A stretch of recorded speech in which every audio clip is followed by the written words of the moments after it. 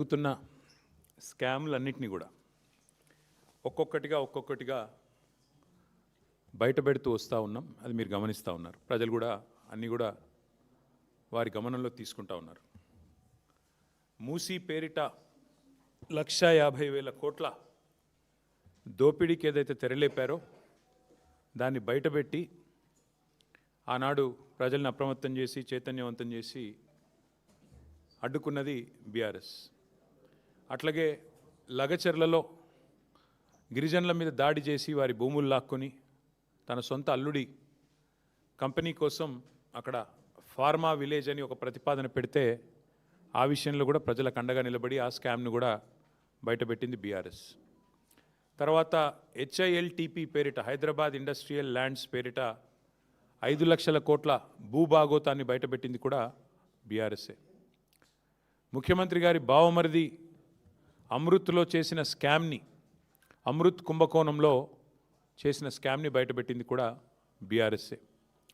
అట్లాగే మొన్న మధ్యనే సింగరేణి బొగ్గు గనుల్లో ఏ రకంగా కాంగ్రెస్ ప్రభుత్వం కుంభకోణానికి పాల్పడ్డదో ఆధారాలతో సహా, బొగ్గు గనుల్లోనే కాదు సింగరేణి కంపెనీలో అటు బొగ్గు గనులు ఇటు సోలార్ టెండర్లు అన్నిట్లో కూడా ఏ రకమైన భారీ కుంభకోణానికి తెరలేపిందో అది కూడా బయటపెట్టింది బీఆర్ఎస్ఏ. మరి గత వారం 10 రోజులుగా ముఖ్యంగా జనవరి 22, 23 తర్వాత వరుసగా ఏకబిగిన మొదలు హరీష్ రావు గారిని, తర్వాత నన్ను, ఆ తర్వాత రాజ్యసభ మాజీ సభ్యులు సంతోష్ గారిని, తర్వాత మా అధినాయకుడు కేసీఆర్ గారిని వరుసగా విచారణకు పిలిపిస్తే మాకు అప్పుడేదో అనుమానం వచ్చింది. ఇదేదో డైవర్షన్ గేమ్ బాగానే సీరియస్గానే ఆడుతున్నారు, ఎందుకు ఆడుతున్నారు, ఇంత హడావుడిగా ఎందుకు చేస్తున్నారు అని చెప్పి మాకు డౌట్ వచ్చింది. ఆ డౌట్ వచ్చిన తర్వాత మేము కూడా తవ్వడం మొదలుపెట్టాం. ఏది కవర్ చేయడానికి, ఎందుకోసం ఈ కవర్ డ్రైవ్లు, ఎక్స్ట్రా కవర్ డ్రైవ్లు అని జాగ్రత్తగా ఆలోచిస్తే దొరికింది మాకు ఒక పెద్ద ఫ్రాడు, ఒక పెద్ద ముఖ్యమంత్రి గారి బినామీ భాగోతం ఒకటి బయటపడ్డది. ఇది జనవరి 23 నాడు కేంద్ర ప్రభుత్వం అట్లాగే రాష్ట్ర ప్రభుత్వానికి సుప్రీంకోర్టు నోటీసులు ఇచ్చింది. KLSR అనే ఒక కంపెనీ, ఇన్ఫ్రాస్ట్రక్చర్ కంపెనీ, ఈ కంపెనీ ముఖ్యమంత్రి గారి బినామీ కంపెనీ. KLSR ఇన్ఫ్రా అనే కంపెనీ ముఖ్యమంత్రి గారి బినామీ కంపెనీ. నేను ఏదో ఊరికే అనట్లేదు, అది దానికి ఆధారాలతో సహా ఇప్పుడే మీకు చూపెడతాను. ఇప్పుడు నేను ఈ మాట చెప్పగానే కొన్ని ఛానళ్ళు లైవ్ కట్ చేస్తాయి, అది కూడా నాకు తెలుసు, పర్వాలేదు. అయినప్పటికీ ఈ KLSR ఇన్ఫ్రా అనే కంపెనీ ఏదైతే ఉందో దాని భాగోతం బయటపడి సుప్రీంకోర్టు నోటీసులు ఇచ్చింది కేంద్ర ప్రభుత్వానికి, రాష్ట్ర ప్రభుత్వానికి. వెంటనే మరి ఈ దివాలా తీసిన కంపెనీ ఏదైతే ఉందో 6,000 కోట్ల రూపాయల వర్కులు వీరికి దివాలా తీసిన సమయంలోనే, స్పష్టంగా నేను చదువుతాను, మీరు వినండి. ఏం రాశారంటే, centre and Telangana get supreme court notice for KLSR Infratech's insolvency fraud. The company allegedly secured government tenders worth approximately rupees 6,000 crore during the insolvency period without the authorization of interim resolution professional. IP professional ఇది లేకుండా, అనుమతి లేకుండా 6,000 కోట్ల టెండర్లు తెచ్చుకున్నారు వీళ్ళు. మరి ఎక్కడికి వచ్చినాయి ఈ ప్రాజెక్టులను మాకు కూడా అనుమానం వచ్చింది. ఎక్కడొచ్చినాయి ఆ ప్రాజెక్టులు అంటే మొత్తం తెలంగాణ. ముఖ్యమంత్రి గారి బినామీ కంపెనీ ఎందుకన్నాను అది కూడా చెప్తాను. ఇగో ఎక్కడెక్కడ వచ్చినాయి మీకు వరుసగా చదువుతాను, ఏమేమి వచ్చినాయి కూడా మీకు చెప్తాను వరుసగా. ఇవన్నీ కూడా మీకు వివరంగా చెప్తాను. ఇవన్నీ కూడా ఆధారాలతో సహా మీ ముందు పెడతాను. ఇవాళ వాస్తవం ఏంటి అంటే, రేవంత్ రెడ్డి గారు చీఫ్ మినిస్టర్ కాదు, ఆయన బినామీ చీఫ్ మినిస్టర్ అని అందరికీ తెలుసు. ఎందుకంటే ఆయన వేరే వాళ్ళ కోసం ఇక్కడ ఆయన ఏదో అట్లా చూడడానికి అట్లా ఆయన ముంగటుంటాడు, కానీ వెనకాల ఆయన నడిపించే వాళ్ళు వేరే వాళ్ళు ఉన్నారు, అది అందరికీ తెలుసు. ఇవాళ ఆయన బినామీ చీఫ్ మినిస్టరే కాదు, బినామీ మాస్టర్ అని చెప్పి కూడా ప్రూవ్ చేసే భాగోతం ఇది. గత 2 ఏళ్లుగా అదేవిధంగా గతంలో కూడా బ్లాక్మెయిల్ చేసి సంపాదించిన డబ్బులు, అప్పనంగా ఈయన అడ్డంగా సంపాదించిన డబ్బును ఈ బినామీ కంపెనీలోకి దొడ్డిదారిన మళ్లిస్తూ ఉన్నాడు. సీఎం సీట్లో కూర్చుని ఇవాళ తన బినామీ కంపెనీకి 1,000 కోట్ల ప్రాజెక్టులు, ఇప్పుడే నేను చెప్పిన ప్రాజెక్టుల పేర్లు కూడా చదువుతాను. ఎక్కడెక్కడ ఇచ్చారా ఆ ప్రాజెక్టులు అంటే మీరు గమనిస్తే, కొడంగల్ లిఫ్ట్ ఇరిగేషన్ మీకు చదివి వినిపిస్తాను, మొత్తం వినిపిస్తాను, మీరు వినండి, కొద్దిగా సావధానంగా వినండి. ఇది ఎట్లా బినామీ కంపెనీ అని మీరు అడగొచ్చు. ఇగో ఇది 2018 సెప్టెంబర్ 27 నాడు రేవంత్ రెడ్డి గారి మీద, ఆయన బంధువుల మీద ఆయన దగ్గరి వారి మీద ఐటీ రైడ్స్ జరిగినాయి. ఇది టైమ్స్ ఆఫ్ ఇండియా రిపోర్ట్. ఇది రేవంత్ రెడ్డి గారి మీద ఐటీ రైడ్లు జరిగితే ఎవరెవరి మీద జరిగినాయంటే ఆ రోజు ఆయనకు 2018 సెప్టెంబర్ 27 ఆ రోజు ఏమేం చెప్పారంటే ఐటీ వాళ్ళు కూడా సాయి మౌర్య ఎస్టేట్స్ అనే కంపెనీ వాళ్ళ బ్రదర్ ఇన్ లో, అది వాళ్ళు సరిగ్గా ట్యాక్స్ పే చేయట్లేదు. అట్లాగే IT personal suspect KLSR Infratech and Max Infra India are 2 companies being used to transfer money to Bhupal Infra in the name of sub contract works. Despite having no links with Sai Maurya, KLSR is plowing money into real estate deals. ఈ KLSR infra అనే company ఎందుకు బినామీ అంటున్నా అంటే ఇదొక ఆధారం. ఐటీలో ఆనాడు IT రేడ్లోనే స్పష్టంగా వారు అనుమానం వ్యక్తం చేసి ఈ కంపెనీ బినామీ అని. ఇక రెండో ఆధారం, రేవంత్ రెడ్డి గారు తిరిగే కారు ఇది. ఆయన ఫోటో చూడండి, ఇందులో కారులో ఆయన ఉన్నాడు. ఆయన కారు నెంబరు TS07FF 0009. ఇది ఆయన ముఖ్యమంత్రి కాకముందు తిరిగిన కారు. ఈ కారు ఎవరికి రిజిస్టర్ అయింది అనుకున్నారు? ఈ కారు ఎవరికి రిజిస్టర్ అయిందయ్యా అంటే రిజిస్టర్ అయింది కేఎల్ఎస్ఆర్ ఇన్ఫ్రాటెక్ అనే కంపెనీకి. ఆయన తిరిగే సొంత కారు, ఆయన వాడే సొంత కారు. ఆ కారులో ఆయన ఫోటో కూడా ఉంటుంది చూడండి. సో అంటే దాదాపు ఇది 2.5 కోట్లు విలువ చేసే కారు, ల్యాండ్ క్రూజర్. ఆ కారు మరి కేఎల్ఎస్ఆర్ అనే కంపెనీ ఈయనకెందుకు కొనిచ్చింది అంటే ఐటీ వాళ్ళు సమాధానం చెప్పారు. ఎందుకంటే ఈయన డబ్బులు అందులోకెళ్ళి ఇళ్ళకి వస్తూ ఉన్నాయి పెద్ద ఎత్తున. ఈయనకు సంబంధించిన భూపాల్ ఇన్ఫ్రా అనే కంపెనీకి అందులోంచి కేఎల్ఎస్ఆర్ అనే కంపెనీలకు వెళ్ళి వరుసగా మరి ఇట్లా డబ్బులు పంపుతూ ఉన్నారు, రియల్ ఎస్టేట్ డీల్స్ చేస్తూ ఉన్నారు. సరే, ఇది జరిగింది. అయితే ఇప్పుడేమైంది, 2023 జూలైలో ఈ కేఎల్ఎస్ఆర్ అనే కంపెనీకి ఇంకొక కంపెనీ ASMET అనే కంపెనీకి మధ్యన గొడవ జరిగింది. గొడవ జరిగి ఇద్దరు కలిసి national company law tribunal NCLAT వాళ్ళని అప్రోచ్ అయినారు. అప్రోచ్ అయిన తర్వాత ఇప్పుడు ఆ కేసు విచారణ ప్రస్తుతం ఈ కేఎల్ఎస్ఆర్ అనే కంపెనీకి ASMET అనే కంపెనీకి మధ్యన ఇప్పుడు అక్కడ కార్పొరేట్ ఇన్సాల్వెన్సీ రెజల్యూషన్ ప్రాసెస్ అంటారు దీన్ని. దాని కింద విచారణ జరుగుతూ ఉంది. హైలైట్ ఏంటంటే 2023 నుంచి కేసు జరుగుతుంది. ఈ కంపెనీ ఎంత దుర్మార్గమైన కంపెనీ చెప్పడానికి రేవంత్ రెడ్డి గారికి ఎన్ని అపసవ్య బుద్ధులు ఉన్నాయో ఈ కంపెనీ నడిపే వారికి కూడా అన్ని అపసవ్య బుద్ధులే ఉన్నాయి. 2025 ఆగస్టు 13 అంటే పోయిన సంవత్సరం ఆగస్టు 13 నాడు జస్టిస్ శరద్ కుమార్ గారు NCLAT జడ్జి ఎవరైతే ఈ డిస్ప్యూట్ని ఈ కేఎల్ఎస్ఆర్ అనే కంపెనీ ఇంకో కంపెనీ మధ్యన గొడవని చూస్తున్నారో ఆయన ఏమన్నాడు, నాకు ఫోన్లో మెసేజ్ వచ్చింది. ఆ మెసేజ్లో స్పష్టంగా నన్ను అడుగుతూ ఉన్నారు, మీరు కేఎల్ఎస్ఆర్ అనే కంపెనీకి అనుకూలంగా తీర్పు ఇవ్వండి అని చెప్పి నా మీద ఒత్తిడి పెడుతున్నారు, అందుకే నేను తప్పుకుంటున్నాను అని చెప్పి జస్టిస్ శరద్ కుమార్ అనే వ్యక్తి NCLATలో ఉన్న పెద్ద ఆయన తప్పుకున్నారు. He రెక్యూజ్డ్ himself. ఇంగ్లీష్లో చెప్పాలి అంటే NCLAT judicial member alleges being approached by judge for favour recuses himself. ఒక జడ్జి గారు, ఆ మెసేజ్ ఎవరో ఆషామాషి వ్యక్తులు పంపలేదు, ఒక జడ్జి గారు పంపారు. కాబట్టి ఈ ఒత్తిడి నేను తట్టుకోలేను అని చెప్పి ఈ జస్టిస్ శరద్ కుమార్ గారు NCLAT నుంచి తప్పుకున్న వార్త. ఇది కూడా అన్ని పత్రికల్లో వచ్చింది.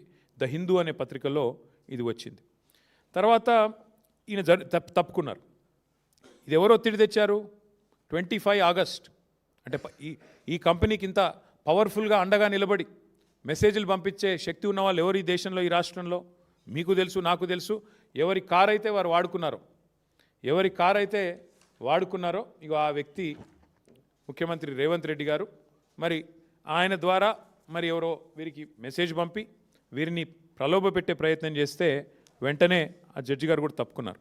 అట్లాగే ఇందాక నేను చెప్పాను మీకు, ఈ కంపెనీ బినామీ కంపెనీ, ఈ కంపెనీలో బినామీ పెట్టుబడులు ఉన్నాయి రేవంత్ రెడ్డివి అని నేను చెప్పడం కాదు. 2018లోనే ఐటీ ఆ రోజు రేడ్ చేసినప్పుడే చాలా స్పష్టంగా చెప్పింది. అసలు ఏ లింకులు లేవు వీళ్ళ సాయి మౌర్య అనే కంపెనీ రేవంత్ రెడ్డి గారి కుటుంబానికి సంబంధించిన రియల్ ఎస్టేట్ కంపెనీకి. మరి లేకపోయినప్పటికీ రియల్ ఎస్టేట్ డీల్స్లోకి ఈ కంపెనీ ఎందుకు డబ్బులు పెడుతోంది అంటే కేఎల్ఎస్ఆర్ అనే కంపెనీ ద్వారా సాయి మౌర్య అనే కంపెనీలోకి డబ్బులు పంపి దాని నుంచి భూములు కొని దానిలో లాభాలు ఆర్జించే పని భూపాల్ ఇన్ఫ్రా అనే కంపెనీ. సాయి మౌర్య భూపాల్ అంటే అది కూడా రేవంత్ రెడ్డి గారి కుటుంబీకులకు సంబంధించిన కంపెనీ. దానికి కేఎల్ఎస్ఆర్ఏ మెయిన్ సూత్రధారి, కేంద్ర బిందువు. అట్లాగే ఇక్కడ ఇంకొక విషయం, 2018లో ఎన్ఫోర్స్మెంట్ డైరెక్టరేట్ ఈడీ వాళ్ళు కూడా వీళ్ళ మీద రేడ్ చేశారు. ఆ రోజు రేడ్ చేసినప్పుడు ఇప్పుడే నేను చదివాను, ఈడీ ఐటీ రేడ్ చేస్తే ఆ రోజే ఈ వార్త కూడా వచ్చింది, ఈ కంపెనీ బినామీ రేవంత్ రెడ్డి గారికి అని అనుమానాలు వ్యక్తమవుతున్నాయి. అని చెప్పి వార్తలు వచ్చినాయి. ఈ అనుమానం వ్యక్తం చేయడానికి ఇప్పుడే నేను చెప్పాను, ల్యాండ్ క్రూజర్ వెహికల్ ఏదైతే రేవంత్ రెడ్డి గారు బాహాటంగా తిరిగేటాడో అది కంపెనీ కొనిచ్చిందే. అట్లాగే ఈ మధ్యనేదో దొంగతనం బయటపడే వరకు మార్చినట్టున్నారు. ఇంకా విచిత్రం ఏంటంటే, ఇక రేవంత్ రెడ్డి గారు ముఖ్యమంత్రి కాగానే వీళ్ళకి రెక్కలు వచ్చినాయి. బినామీ అని చెప్పడానికి ఎందుకు చెప్తున్నా అంటే, రేవంత్ ముఖ్యమంత్రి కాగానే ఇక వాళ్ళ ప్రాజెక్టులు వాళ్ళ కంపెనీ వెబ్సైట్ నుంచి తీసుకున్నాం. ఏమంటారు వీళ్ళు, మాకు ఈ మధ్య కాలంలోనే పెద్ద ఎత్తున 6,000 కోట్ల ప్రాజెక్టులు వచ్చినాయి, అమృత్ స్కీమ్ వచ్చింది, జల్ జీవన్ మిషన్ వచ్చింది, యంగ్ ఇండియా రెసిడెన్షియల్ స్కూల్స్ మొత్తం కలిపి 6,000 కోట్ల రూపాయల వర్క్స్ మాకు వచ్చినాయని చెప్పి, యంగ్ ఇండియా అంటే మన ప్రభుత్వం తీసుకున్న స్కీము, జల్ జీవన్ ముఖ్యమంత్రి గారి కింద అమృత్ స్కీమ్ ఉంది, అన్నిట్లో కూడా 6,000 కోట్ల వర్కులు. నేను చదువుతాను ఎక్కడెక్కడ వచ్చినాయో కూడా చెప్తాను మీకు. ప్రశ్న ఏమంటే, ఇక్కడ చూడండి మీరు, మెదక్లో R&Bలో వర్క్ ఇదంతా, ఇది ఎంతమ్మా క్వాంటమ్, ఇది దాదాపు 116 కోట్లు. ఇక్కడ ఒకటి, తర్వాత మీరు గమనిస్తే ఇది మెదక్లోనే ఇంకొకటి, improvements to Shad Nagar Parigi road, ఇదొక 135 కోట్లు.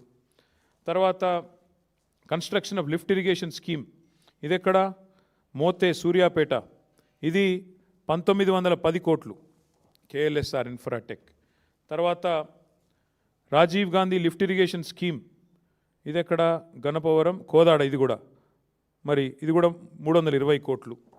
ఇంకొకటి establishment of new college of veterinary science in Kodangal, ముఖ్యమంత్రి గారి బినామీ కంపెనీ కొడంగల్లో రావాలి కదా, రాకపోతే ఎట్లా, ఇక 145 కోట్లు కొడంగల్.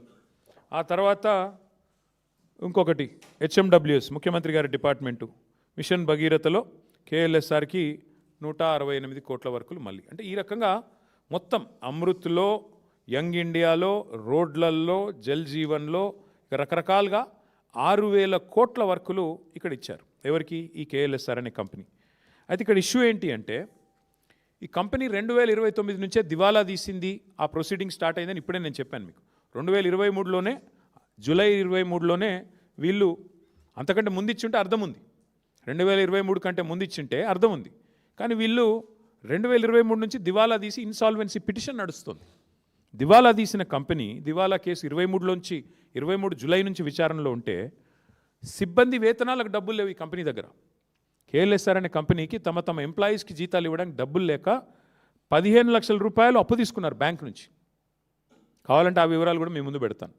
అలాంటి కంపెనీకి ఇవాళ సడన్గా, ఇది వాళ్ళదే వెబ్సైట్, 6,000 కోట్ల వర్కులు దివాలా తీసి ఎంప్లాయీస్ జీతాలు ఇవ్వడానికి లేని కంపెనీకి 6,000 కోట్ల వర్కులు వచ్చినాయి అంటే, తెలంగాణలో వరద వారుతోందంటే ఏ రకంగా మరి ఈ కంపెనీకి వస్తూ ఉన్నాయి మనం ఆలోచించాల్సిన అవసరం ఉంది.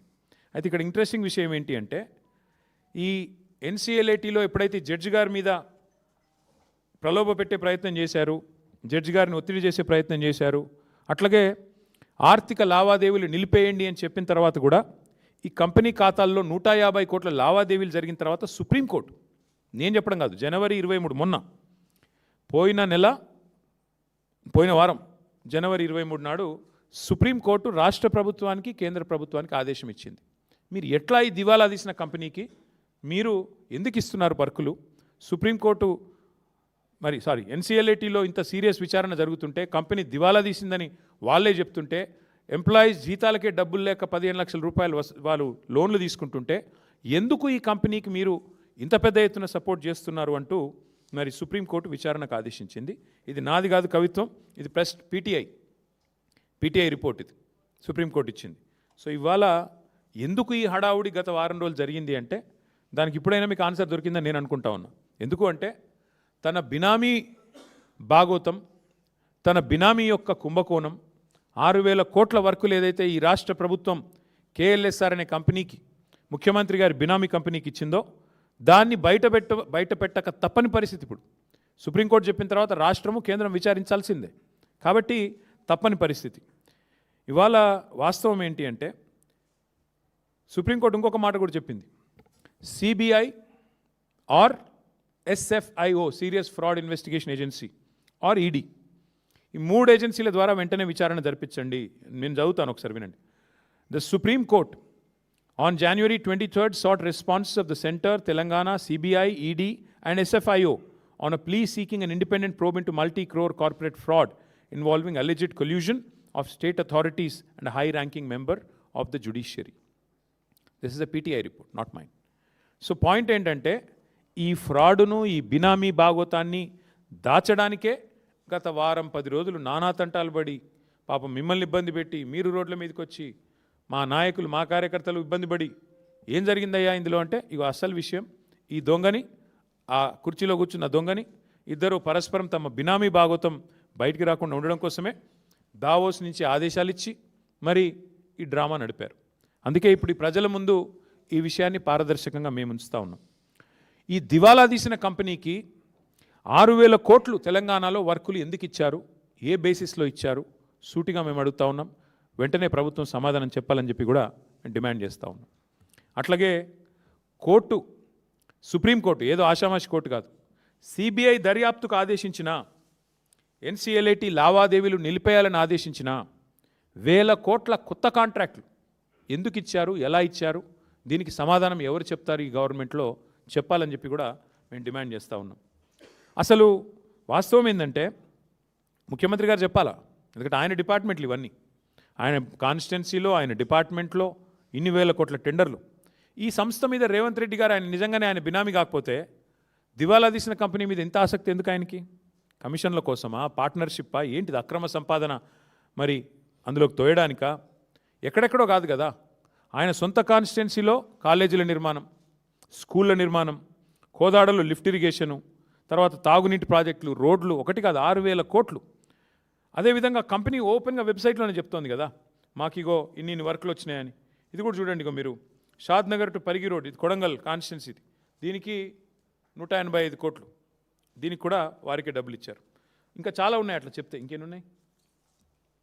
ఇగో ఇది కూడా ఇంకోటి రోడ్డు, దాదాపు 116 కోట్లు, ఇంకొక రోడ్డు, ఇట్లా చాలా ఉన్నాయి, కావాలంటే మీకు అంతా ఇస్తాం మీకు. అంటే ఇక్కడ అన్నిటికన్నా ముఖ్యమైన ప్రశ్న, మరి దివాలా తీసిన ఈ కంపెనీ బ్యాంక్ గ్యారంటీలు ఎడికెళ్ళి ఇచ్చింది? ప్రభుత్వం బయట పెట్టాలి, ఇప్పుడు చెప్పాలా ఏ రకంగా ఈ కంపెనీ బ్యాంక్ గ్యారంటీలు పెట్టింది, ఎక్కడి నుంచి తెచ్చి పెట్టింది? రూపాయి లేని కంపెనీ, జీతాలకు బ్యాంక్ లోన్ తీసుకునే కంపెనీ ఉద్యోగుల కోసం, మరొకవైపు దివాలా ప్రక్రియ జరుగుతున్న సమయంలో ఆర్థిక లావాదేవీల మీద నిషేధం ఉన్నప్పుడు 100 కోట్ల బ్యాంక్ గ్యారంటీలు ఈ కంపెనీ ఎట్లా సమర్పించింది? దీనికి ఎవరు అండగా నిలబడ్డారు గవర్నమెంట్లో? ఎవరి ఆదేశాల మేరకు ఇన్ని 1,000 కోట్ల వర్కులు ఈ కంపెనీకి వచ్చాయి? ఇది ఖచ్చితంగా రాష్ట్ర ప్రభుత్వ పెద్దలు సమాధానం చెప్పి తీరాలి.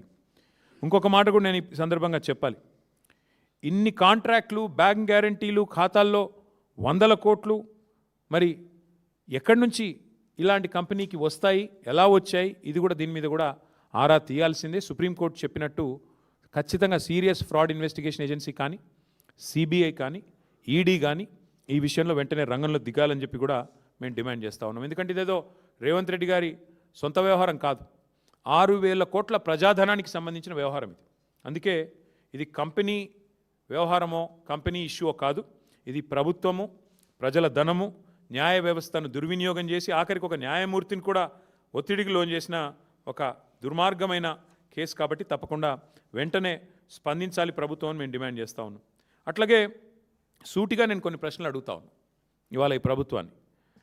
సిఐఆర్పిలో అంటే దివాలా ప్రక్రియ తెలుగులో చెప్పాలంటే సిఐఆర్పిలో ఉన్న సంస్థకి గత 2 ఏళ్లుగా ఈ ప్రక్రియ సాగుతోంది, ఇవాళ కొత్తది కాదు. ఉన్న సంస్థకి కాంట్రాక్ట్లు ఎట్లా ఇచ్చారు? అంతకంటే ముందు ఇచ్చి ఉంటే ఓకే, అర్థం చేసుకోవచ్చు, కంపెనీ ఆర్థికంగా బాగానే ఉందని చెప్పొచ్చు. కానీ 23 జూలై తర్వాత ఇన్సాల్వెన్సీ వెళ్ళిపోయిన తర్వాత ఏ రకంగా ఈ కంపెనీకి ఈ రాష్ట్రంలో కాంట్రాక్ట్లు ఇచ్చారు చెప్పాల్సిన బాధ్యత ప్రభుత్వం మీద ఉంది. నెంబర్ 1. మరి ముఖ్యమంత్రి గారికి కారు ఇచ్చినందుక లేకపోతే వాటా ఇచ్చినందుక ఇది క్విడ్ ప్రో కో కాదా? ముఖ్యమంత్రి గారికి కారు ఇచ్చి ముఖ్యమంత్రి గారికి మరి ఎన్నికల సమయంలో నిధులు సమర్పించుకుంటే ఇచ్చారా? ఎందుకు ఇచ్చారు? క్విడ్ ప్రో కో కాదా? దివాలా తీసిన కంపెనీకి ఎట్లా కాంట్రాక్ట్లు ఇచ్చారు? ఇది క్విడ్ ప్రో కో కాదా? తర్వాత బినామీ సంస్థ కాకపోతే నేను అడిగేది, కంపెనీపై నిషేధం ఉన్నా కూడా కాంట్రాక్ట్లు ఎట్లా ఇచ్చారు? ఈ కంపెనీకి ఎలా వచ్చినాయి కాంట్రాక్ట్లు ఇట్లా ఇన్సాల్వెన్సీలో ఉన్నప్పుడు అనేది ఇంకో ప్రశ్న. మరి మనీ లాండరింగ్ జరగకపోతే బ్యాంకు ఖాతాలన్నీ స్తంభింపజేసిన తర్వాత 100 కోట్లు ఎట్లొచ్చినాయి? ఆలోచించండి. అట్లాగే ఖచ్చితంగా ఈ విషయంలో సీఎం పాత్ర ఏంది తేలాల్సిందే.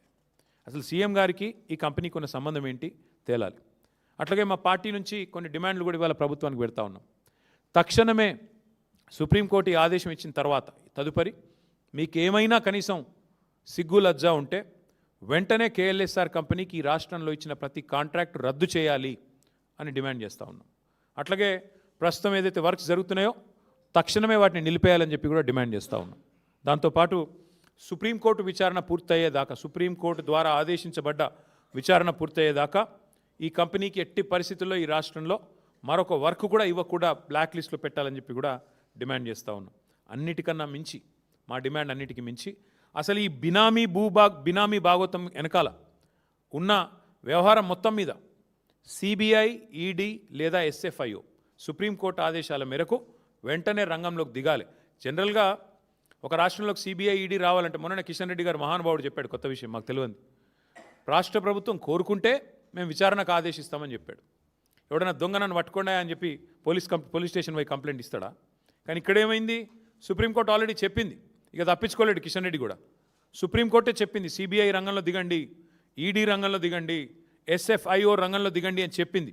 సుప్రీంకోర్టు సెంటర్కి నోటీస్ ఇచ్చింది, స్టేట్కి నోటీస్ ఇచ్చింది. నిజంగా కిషన్ రెడ్డి గారు బీజేపీ ఇవాళ రేవంత్ రెడ్డిని కాపాడుతున్న మాట నిజం కాకపోతే వెంటనే సిబిఐ, ఈడీ, ఎస్ఎఫ్ఐఓ రంగంలో దిగాలి. ఈ బినామీ భాగోతం, కేఎల్ఎస్ఆర్ భాగోతం వెంటనే విచారణ ప్రారంభించి చర్యలు తీసుకోవాలని చెప్పి మేము డిమాండ్ చేస్తూ ఉన్నాం. తీవ్రమైన అవకతవకలు, ఆర్థిక కుంభకోణం, క్రిమినల్ కుట్ర, అధికార దుర్వినియోగం, వీటన్నిటి మీద, మనీ లాండరింగ్ మీద, ముఖ్యమంత్రి గారి పాత్ర మీద కూడా సిబిఐ, ఈడీ వెంటనే విచారణ చేయాలని చెప్పి కూడా మేము డిమాండ్ చేస్తూ ఉన్నాం. దీని మీద వేగంగా స్పందించాల్సిన బాధ్యత ఖచ్చితంగా కేంద్ర ప్రభుత్వం మీద ఉంది. ఇప్పటికే మీకు నోటీస్ ఇచ్చి మరి సుప్రీంకోర్టు 10 రోజులు అయింది. మేము 10 రోజుల తర్వాతే మాట్లాడుతున్నాం. మీరు స్పందిస్తారేమో అనుకున్నాం, స్పందించలేదు. అందుకే స్పందించాల్సిన బాధ్యత మీ మీద ఉంది కాబట్టే మీకు గుర్తు చేయడానికే మరి ఇవాళ ఈ ప్రెస్ మీటు. మరి మధ్యలో ముఖ్యమంత్రి గారు దావోస్లో మాయమయ్యారని కూడా వార్తలు విన్నాం. మాయమై సడన్గా 4-5 రోజుల తర్వాత ఎక్కడో తేలారు. ఆ 4-5 రోజులు ఎక్కడ పోయారో ఎవరికీ తెలియదన్నారు. మరి ఇట్లాంటి రహస్య కార్యకలాపాలు చక్కబెట్టడానికా, మరి తమ బినామీ సంస్థలతో మరి బాగోతాలు చేయడానికా, దేనికి పోయారో వారు చెప్పాలా? ఈ డబ్బులు గతంలో మీరు గుర్తుండాలి, మీకు ఉత్తమ్ కుమార్ రెడ్డి పీసీసీ ప్రెసిడెంట్గా ఉన్నప్పుడు, రేవంత్ రెడ్డి పీసీసీ ప్రెసిడెంట్గా ఉన్నప్పుడు ఇలాంటి చాలా ఆరోపణలు చేశారు. ఆధారాలు లేకుండా నోటికి ఎంత వస్తే అంత మాట్లాడినారు. కానీ ఇవాళ మేము ఆధారాలతో సహా మాట్లాడుతున్నాం. ఆధారాలతో సహా పూర్తి స్థాయి బాధ్యత గల ప్రతిపక్షంగా మాట్లాడుతున్నాం. ఈ కుంభకోణం మీద వెంటనే, కేఎల్ఎస్ఆర్ కుంభకోణం మీద వెంటనే కేంద్ర ప్రభుత్వం స్పందించాలి. సిబిఐ, ఈడీ, ఎస్ఎఫ్ఐఓ 3 రంగంలో దిగాలి. సుప్రీంకోర్టు ఇచ్చిన ఈ ఆదేశాన్ని వెంటనే అమలు చేయాలి. కేఎల్ఎస్ఆర్కి ఇచ్చిన ప్రతి ప్రాజెక్టు రద్దు చేయాలి. కేఎల్ఎస్ఆర్ విషయంలో సమగ్ర విచారణ చేయాలని చెప్పి డిమాండ్ చేస్తూ, మరి ఈ విషయాన్ని దయచేసి పత్రికా మిత్రులకు కూడా నా రిక్వెస్ట్, మీకు కూడా చాలా ఒత్తిళ్ళు వస్తాయి. ఈరోజు 10 రోజుల కింద ఈ వార్త వచ్చినా తెలుగులో ఒక్క పత్రిక రాయలేదు, ఒక్క పత్రిక కూడా రాయలేదు. ఇది పీటీఐ రిపోర్ట్, నాది కాదు. కానీ ఎందుకో మరి ఒక్క పత్రిక కూడా రాయడానికి ఇష్టపడలేదు. ఒక సియాసత్ పత్రిక రాసింది, కానీ తెలుగు వాళ్ళు ఎవరు రాయలేదు. నేను మా పత్రికా మిత్రులను కూడా కోరుతా ఉన్నా, ఇలాంటి తీవ్రమైన ఆర్థిక నేరగాళ్లను మరి 4th ఎస్టేట్గా ఉన్న మీరు పట్టించుకోకపోతే, మీరు కూడా వీళ్ళని పట్టుకోకపోతే డెఫినెట్గా వాళ్ళు మరింత చెలరేగిపోతారు, మరింత పెట్టరేగిపోతారు. కాబట్టి మీరు కూడా దయచేసి ప్రజల దృష్టికి దీన్ని తీసుకొని రావాలని సోషల్ మీడియా ద్వారా కూడా మా మిత్రులు, మా సోషల్ మీడియా వారియర్స్ కూడా నా విజ్ఞప్తి. మీరు కూడా తప్పకుండా ఈ విషయాన్ని ప్రతి ఒక్కరికి తెలిసే విధంగా వివరంగా, ఎందుకంటే కొంత కాంప్లికేటెడ్ సబ్జెక్టు, బినామీ భాగోతము 6,000 కోట్లు, కొంత విడమర్చి చెప్పాలనే ఇంత డీటెయిల్గా చెప్పిన. కాబట్టి ఇవన్నీ కూడా పత్రికాముఖంగా మరి మీరు కూడా ప్రచురించాలని కోరుతూ మీ అందరికీ థ్యాంక్ యూ. బంధుత్వం ఉందా లేదా కనబడుతూనే ఉంది కదా బ్రదర్. ఇప్పుడు నువ్వు నాకు ఏం కనెక్షన్ లేకుండా ల్యాండ్ క్రూజర్ కొనిస్తావా? నీ కార్లో నేను తిరుగుతానా? ఏం బంధుత్వం లేదే, ఏం భాగోతం లేదే. కొనిచ్చిందేం సైకిల్ కాదు, కొనిచ్చిందేం చిన్న ఆటో కాదు, ల్యాండ్ క్రూజర్ అనే టొయోటా ల్యాండ్ క్రూజర్ అంటే ఎంత, దగ్గర 2.5 కోట్ల విలువ చేసే వాహనం. అలాంటి వాహనం ఏం సంబంధం లేకుండా, ఏం బంధుత్వం లేకుండా, ఏం బాధరాయన సంబంధం ఏదో ఒకటి లేకుండా ఉత్తగానే కొనిస్తారా ఆయన? మనలోనే నిన్నటిదాకా ముఖ్యమంత్రి తిరిగింది కదా, ముఖ్యమంత్రి అయ్యేదాకా.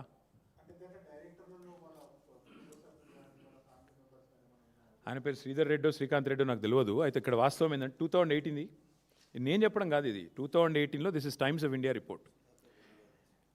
ఆయన సుధాకర్ రెడ్డి గారని senior journalist Times of India రాశారు ఈ రిపోర్ట్. ఏం రాసినారు అందులో? ఐటీ వాళ్ళు అప్పుడే సస్పెక్ట్ చేశారు ఇది బినామీ కంపెనీ అని. నేను చెప్తాను లేదు, ఇది ఐటీ ఈడీ రైడ్ అయింది రేవంత్ రెడ్డి మీద 2018 సెప్టెంబర్ 27. అందులో ఏం రాశారంటే స్పష్టంగా ఈ కేఎల్ఎస్ఆర్ అనే కంపెనీ నుంచి చాలా అడ్డగోలుగా పైసలు రేవంత్ రెడ్డి కుటుంబీకులకు సంబంధించిన భూపాల్ ఇన్ఫ్రా, సాయి మౌర్య ఎస్టేట్స్ అనే కంపెనీలోకి వచ్చినాయి. అసలు వాళ్ళకి వీళ్ళకి ఏం సంబంధం లేకుండా ఎట్లా వచ్చినాయన్న విషయం మీద ఆరాధిస్తే ఇది బినామీ ఏమో అన్న అనుమానం వస్తున్నది అని టైమ్స్ ఆఫ్ ఇండియా కథనం, నాది కాదు. మరి ఇవన్నీ చూస్తుంటే ఏమనిపిస్తుంది మీకు? ఇటేమో రైడ్లో అక్కడికి వెళ్ళి ఇక్కడ డబ్బులు వచ్చినట్టు కనబడుతుంది. ముఖ్యమంత్రి స్వయంగా కార్లో తిరుగుతాడు. సడన్గా ముఖ్యమంత్రి ఈయన కాగానే మరి దివాలా తీసిన కంపెనీకి 6,000 కోట్ల వర్కులు వస్తాయి. ఏమనిపిస్తుంది మీకు? మళ్ళీ ఇంకా విచిత్రం ఏంటి, ఈ కంపెనీని ప్రోబ్ చేయండి అని చెప్పి సుప్రీంకోర్టు ఆదేశం ఇస్తే, జనవరి 23 నాడు ఆదేశం ఇస్తే మా మీద వెంటనే వరుసగా ధారావాహికంగా హరీష్ రావు గారిని, నన్ను, తర్వాత సంతోష్ని, తర్వాత కేసీఆర్ గారిని వరుసగా జనవరి 22 ఆదేశం సుప్రీంకోర్టు. వరుసగా అప్పటి నుంచి ఫోన్ ట్యాపింగ్లో అగ్రెసివ్గా విచారణ పేరిట డ్రామా. ఏమెత్తిపోయింది అర్జెంటుగా? 2 ఏళ్ళ నుంచి లేని హడావుడు ఇప్పుడు ఎందుకు? చూస్తే ఇదంతా జరిగింది. ఆఖరికి జడ్జిలను భయపెట్టే కాడికి వచ్చింది వీళ్ళ కథ. వీళ్ళెంత దుర్మార్గం అంటే జడ్జిలని భయపెడితే ఆయన తప్పుకున్నాడు, ప్రలోభ పెడితే తప్పుకున్నాడు. భయపెట్టడం కాదు, ఒత్తిడి చేశారు, ప్రలోభ పెట్టారు, తప్పుకున్నాడు ఆయన కూడా ఆఖరికి. అంటే ఇంత దుర్మార్గంగా ఈరోజు ఈ రాష్ట్రంలో ముఖ్యమంత్రి గారు ఆయన బినామీల భాగోతం నడుస్తుంది. ఇంకోటి, ఇక అన్నీ నేనే చెప్తే మరి పరిశోధనాత్మకమైన జర్నలిస్టులు మీరేం చేస్తారు? మీరు కూడా కొంత తవ్వండి, తీయండి. ముఖ్యమంత్రి గారు బినామీ భాగోతం బయట పెట్టండి, పెట్టి మొత్తం ప్రజల ముందు పెట్టండి. ఇక అదొక కామెడీ సీరియల్ బ్రదర్, వదిలేదు. ఎందుకంటే అది కోర్టులో తెలుసుకుంటాము. మా తమ్ముడు ఈరోజు పొద్దున ఆల్రెడీ మాట్లాడిండు. ఈ స్వయంగా ఆ సంజయ్ అంటే ఆయనకు ముఖ్యమంత్రి కండువా కప్పిండు. ఇక ఆయన మరి ఆ సార్ పేరు గడ్డం ప్రసాద్ కాదు, గాంధారి ప్రసాద్ ఇప్పుడు ఆయన పేరుగా. కళ్ళ గంతలు కట్టుకున్నాడు సారు, ఆ స్పీకర్ సార్. ఆయన అంటే నాకు గౌరవం, నాకు మిత్రుడు. ఈరోజు కాదు, నాకు 20 ఏళ్ళ మిత్రుడు మా ప్రసాద్ అన్న. కానీ ఇక పాపం ముఖ్యమంత్రి గారి ఒత్తిడి, ముఖ్యమంత్రి గారి ప్రభావం, ఇక ఇంతకింత ఆఖరి జడ్జిలనే భయపెడుతుండే ముఖ్యమంత్రి. మా ప్రసాద్ అన్న పాపం ఏం చేస్తాడు? గాంధారి ప్రసాద్ అయిపోయింది పాపం, ఆయన కళ్ళకు గంతలు కట్టుకున్నాడు. స్పష్టంగా కండువ కప్పుతూ ముఖ్యమంత్రి గారే సంజయ్ కుమార్కి పిలిస్తే ఇక అది కనబడతలేదు అంటే నేను ఏం చేయాలి? ఎవరు ఏం చేయాలి? కోర్టుకు పోతాం, మళ్ళీ కోర్టుకు పోతాం, అందరు ఎమ్మెల్యేల మీద కోర్టుకు పోయి కొట్లాడతాం. Thank you.